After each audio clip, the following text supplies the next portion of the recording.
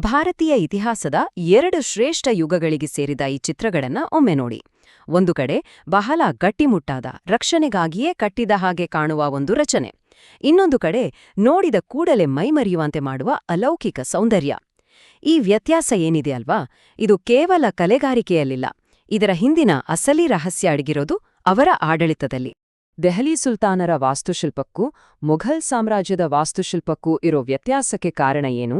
ಈ ಪ್ರಶ್ನೆಗೆ ಉತ್ತರ ಸಿಗ್ಬೇಕಂದ್ರೆ ನಾವು ಅವರ ಆಡಳಿತದ ನೀಲನಕ್ಷೆಯನ್ನ ಅಂದ್ರೆ ಅವರ ಅಡ್ಮಿನಿಸ್ಟ್ರೇಟಿವ್ ಬ್ಲೂಪ್ರಿಂಟ್ ಅನ್ನ ಪರಿಶೀಲಿಸಬೇಕು.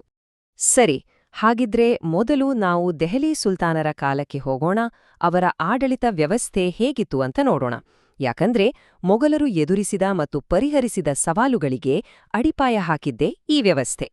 ಸುಲ್ತಾನರ ಆಡಳಿತದ ಆಧಾರಸ್ತಂಭವೇ ಈ ಇಕ್ತಾ ಸಿಸ್ಟಮ್. ಸರಳವಾಗಿ ಹೇಳೋದಾದ್ರೆ, ಗಣ್ಯರಿಗೆ ಕ್ಯಾಶ್ ಸ್ಯಾಲರಿ ಬದಲಿಗೆ ಒಂದು ನಿರ್ದಿಷ್ಟ ಭೂಪ್ರದೇಶದ ತೆರಿಗೆ ವಸೂಲಿ ಮಾಡುವ ಹಕ್ಕನ್ನು ಕೊಡ್ತಿದ್ರು. ಅದೇ ಇಕ್ತಾ. ಈ ಇಕ್ತಾವನ್ನು ನೋಡಿಕೊಳ್ಳುತ್ತಿದ್ದವನಿಗೆ ಮುಕ್ತಿ ಅಂತ ಕರೀತಿದ್ರು. ಅವನಿಗೆ ಅಲ್ಲಿ ಸಂಪೂರ್ಣ ಅಧಿಕಾರ, ಸೈನ್ಯವನ್ನು ಮ್ಯಾನೇಜ್ ಮಾಡೋದು, ಕಾನೂನು ಸುವ್ಯವಸ್ಥೆ ಕಾಪಾಡೋದು ಮತ್ತೆ ತೆರಿಗೆ ವಸೂಲಿ ಮಾಡೋದು ಎಲ್ಲವೂ ಅವನದೇ ಜವಾಬ್ದಾರಿ. ಇದು ಸಾಮ್ರಾಜ್ಯ ನಡೆಸೋಕೆ ಒಂದು ಪ್ರಾಕ್ಟಿಕಲ್ ಐಡಿಯಾ ಆಗಿತ್ತು. ಆದ್ರೆ ಇಲ್ಲೊಂದು ದೊಡ್ಡ ಸಮಸ್ಯೆನೂ ಇತ್ತು.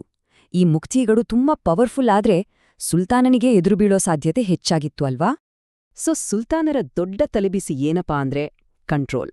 ಎಷ್ಟೊಂದು ದೊಡ್ಡ ಸಾಮ್ರಾಜ್ಯದಿಂದ ಆದಾಯನೂ ಬರಬೇಕು, ಅದೇ ಅಧಿಕಾರವೂ ಕೈ ಜಾರಬಾರ್ದು. ಇದೇ ಕಾರಣಕ್ಕೆ ಅವರು ಕೆಲವು ಕಠಿಣ ನಿರ್ಧಾರಗಳನ್ನ ತಗೋಬೇಕಾಯಿತು. ಅಬ್ಬಾ, 50%. ಹೌದು, ನೀವು ಕೇಳಿದ್ದು ಸರಿನೇ. ಬೆಳೆದ ಬೆಳೆಯಲ್ಲಿ ಅರ್ಧದಷ್ಟು ಭಾಗ ನೇರವಾಗಿ ಸುಲ್ತಾನ್ ಅಲ್ಲಾವುದ್ದೀನ್ ಖಿಲ್ಜಿಯ ಖಜಾನೆಗೆ ಹೋಗ್ಬೇಕಿತ್ತು. ಭಾರತದ ಕೃಷಿ ಇತಿಹಾಸದಲ್ಲೇ ಇದು ಅತ್ಯಂತ ಹೆಚ್ಚು ತೆರಿಗೆ ಅಂತ ಹೇಳಲಾಗುತ್ತೆ. ಈ ನೀತಿಯ ಪರಿಣಾಮ ಎಷ್ಟೊಂದು ಘೋರವಾಗಿತ್ತು ಗೊತ್ತಾ? ಇತಿಹಾಸಕಾರ ಬರಾನಿ ಅವರ ಮಾತುಗಳಲ್ಲೇ ಕೇಳಿ. ತೆರಿಗೆಯ ಭಾರಕ್ಕೆ ಬೇಸತ್ತು ರೈತರು ಕೃಷಿಯನ್ನೇ ಬಿಟ್ಟುಬಿಟ್ರು, ದಂಗೆಗಳು ಶುರುವಾದ್ವು ಮತ್ತು ಇಡೀ ಪ್ರಾಂತ್ಯಗಳೇ ಬರಡಾದ್ವು. ಸರಿ, ಈಗ ದೃಶ್ಯ ಬದಲಾಗುತ್ತೆ. ಮೊಘಲರ ಎಂಟ್ರಿ ಆಗುತ್ತೆ. ಸುಲ್ತಾನರು ಬಿಟ್ಟು ಹೋದ ಸಮಸ್ಯೆಗಳಿಗೆ ಮೊಘಲರು ಒಂದು ಪಕ್ಕಾ ಲೆಕ್ಕಾಚಾರದ ಪರಿಹಾರವನ್ನು ತರ್ತಾರೆ. ಅವರ ಆಡಳಿತದ ಸೂಪರ್ ವೆಪನ್ ಅದೇ ಮನ್ಸಬ್ದಾರಿ ಸಿಸ್ಟಮ್. ಇದನ್ನ ಪರಿಚಯಿಸಿದ್ದು ಚಕ್ರವರ್ತಿ ಅಕ್ಬರ್. ಇಲ್ಲಿ ಗಣ್ಯರ ಅಧಿಕಾರ ಅವರ ಜಮೀನ್ಗೆ ಲಿಂಕ್ ಆಗಿರ್ಲಿಲ್ಲ, ಬದಲಾಗಿ ಚಕ್ರವರ್ತಿ ಕೊಡುವ ಒಂದು ರ್ಯಾಂಕ್ ಅಥವಾ ಮನ್ಸಬ್ ಮೇಲೆ ನಿರ್ಧಾರವಾಗ್ತಿತ್ತು. ವ್ಯತ್ಯಾಸ ನೋಡಿ, ಇಕ್ತಾ ವ್ಯವಸ್ಥೆಯಲ್ಲಿ ಮುಕ್ತಿಗಳು ಆಯಾ ಪ್ರಾಂತ್ಯದ ಪುಟ್ಟ ರಾಜರಾಗಿದ್ರು. ಆದರೆ ಮನ್ಸಬ್ದಾರಿ ವ್ಯವಸ್ಥೆಯಲ್ಲಿ ಅವರೆಲ್ಲರೂ ಚಕ್ರವರ್ತಿಯ ಅಡಿಯಲ್ಲಿ ಕೆಲಸ ಮಾಡುವ ಅಧಿಕಾರಿಗಳಾದ್ರು. ಇದು ಸಣ್ಣ ಬದಲಾವಣೆಯಲ್ಲ, ಇದೊಂದು ದೊಡ್ಡ ಕ್ರಾಂತಿಯೇ ಸರಿ. ತೆರಿಗೆ ವಿಷಯದಲ್ಲೂ ಮೊಘಲರು ಒಂದು ಹೊಸ ದಾರಿ ಹಿಡಿದರು. ಸುಲ್ತಾನರ ಕಾಲದ ಕಠಿಣ ತೆರಿಗೆ ಪದ್ಧತಿಯ ಬದಲು ಅವರು ಜಪ್ತ್ ಅಥವಾ ದಹಸಾಲ ಅನ್ನೋ ಸಿಸ್ಟಮ್ ತಂದ್ರು. ಇದು ತುಂಬಾನೇ ಸೈಂಟಿಫಿಕ್ ಆಗಿತ್ತು, ಯಾಕಂದ್ರೆ ಭೂಮಿಯ ಅಳತೆ, ಅಲ್ಲಿನ ಬೆಳೆ ಮತ್ತೆ ಸ್ಥಳೀಯ ಬೆಲೆಗಳು ಎಲ್ಲವನ್ನೂ ಲೆಕ್ಕ ಹಾಕಿ ತೆರಿಗೆಯನ್ನು ನಿಗದಿಪಡಿಸಲಾಗ್ತಿತ್ತು. ಈ ಚಾರ್ಟ್ ನೋಡಿದ್ರೆ ವ್ಯತ್ಯಾಸ ಸ್ಪಷ್ಟವಾಗಿ ಗೊತ್ತಾಗುತ್ತೆ. ಸುಲ್ತಾನರ ಕಾಲದ 50% ತೆರಿಗೆಯಲ್ಲಿ, ಮೊಘಲರ ಕಾಲದ ಸುಮಾರು 33% ತೆರಿಗೆಯಲ್ಲಿ. ಇದರಿಂದ ರೈತರಿಗೆ ಸ್ವಲ್ಪ ಉಸಿರಾಡ್ಲು ಜಾಗ ಸಿಕ್ಕಂತಾಯ್ತು.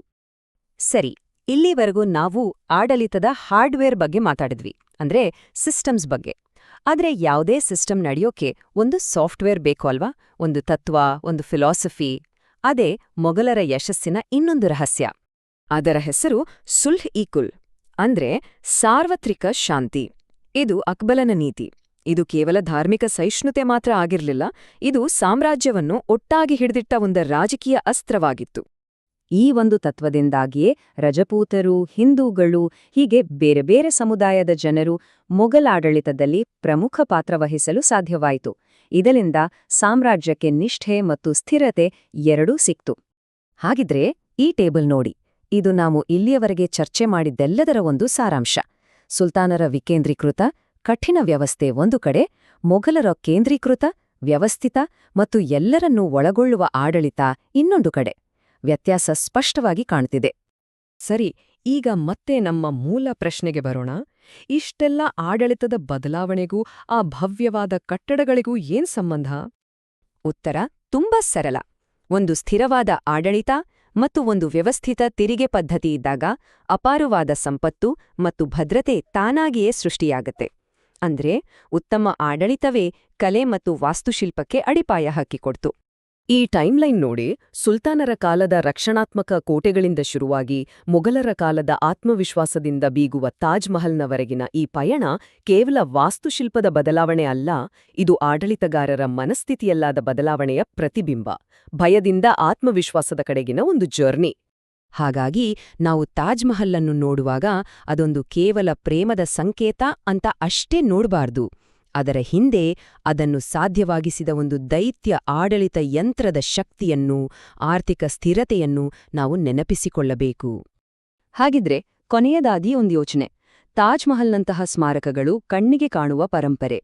ಆದ್ರೆ ಅದನ್ನ ಕಟ್ಟಲು ಕಾರಣವಾದ ಮನ್ಸಬ್ದಾರಿ, ಜಪ್ತನಂತಹ ಆಡಳಿತ ವ್ಯವಸ್ಥೆಗಳು ಕಣ್ಣಿಗೆ ಕಾಣದಿದ್ರೂ ಅದಕ್ಕಿಂತ ಹೆಚ್ಚು ಶಾಶ್ವತವಾದ ಪರಂಪರೆಯಾದಿರಬಹುದೇ? ಒಮ್ಮೆ ಯೋಚಿಸಿ.